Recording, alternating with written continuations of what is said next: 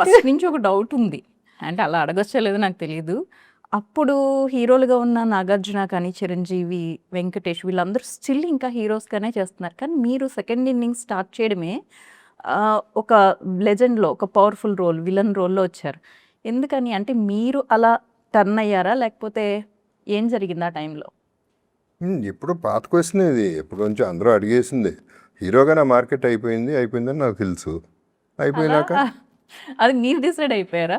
తెలుసు కదా, సినిమాలు చేసే సినిమాని బట్టి ఉంటుంది, ట్రీట్ చేసే విధానాన్ని బట్టి ఉంటుంది, ఆడియన్స్ ఓపెనింగ్స్ని బట్టి ఉంటుంది, కలెక్షన్ బట్టి ఉంటుంది. అక్కడ క్లారిటీ ఉంది, నాకు క్లారిటీ ఉంది. లేదు ఇక లేదా అయిపోయింది అనేది నాకు అర్థమైపోయింది. పైగా ఎంతకాలం చేస్తాం కానీ హీరోగా. మిమ్మల్ని డైరెక్ట్‌గా చూస్తుంటే అదే ఫిట్‌నెస్, అదే లుక్ అసలు ఎక్కడ స్కిన్‌లో చిన్న ముడత కూడా కనిపించట్లే. వైట్ హెయిర్ ఒకటి పక్కన పెడితే. అది పెట్టద్దు, నా కెరీర్ ఉండదు.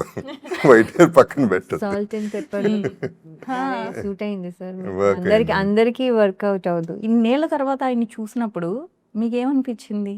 అమ్మో, ఏంటి ఈయన అదే ఇంకా పనిగా ఉన్నాడు. ఇలాగే అంటే ఉన్నాడు, నేను- ఇంత ఫిట్‌నెస్ అలా మెయింటైన్ చేస్తున్నాడు అని నేను- అనిపించిందా? అంటే నేను డైరెక్ట్ గా చూడాల్సిన అవసరం స్క్రీన్ మీద వాటిలో అన్ని అది వేరే దాంట్లో screen చూస్తాం మీద కదా. సో చూస్తాం. ఎవ్రీ కానీ టైం అంటే ఇప్పుడు నాకు డైరెక్ట్ చూసినప్పుడు నాకు అలా అనిపించింది. సార్తో నేను ఇదే ఫస్ట్ టైం ఇంటర్వ్యూ చేయడం, డైరెక్ట్‌గా చూడడం కూడా.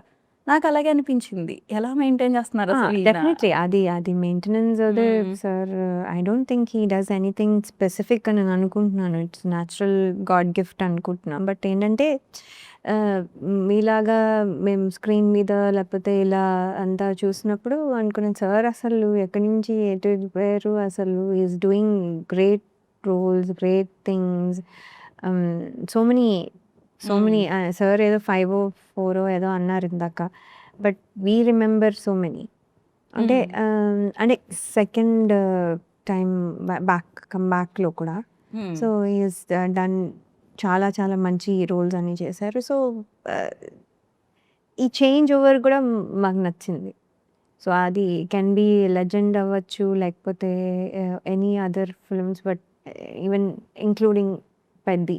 Okay. Peddi was actually totally different. ఇప్పటి వరకు చేసిన అన్ని సినిమాల్లో మీరు చేసిన అంటే లెజెండ్ నుంచి పెద్దిలో చాలా డిఫరెంట్ గా అనిపించింది. Complete transformation.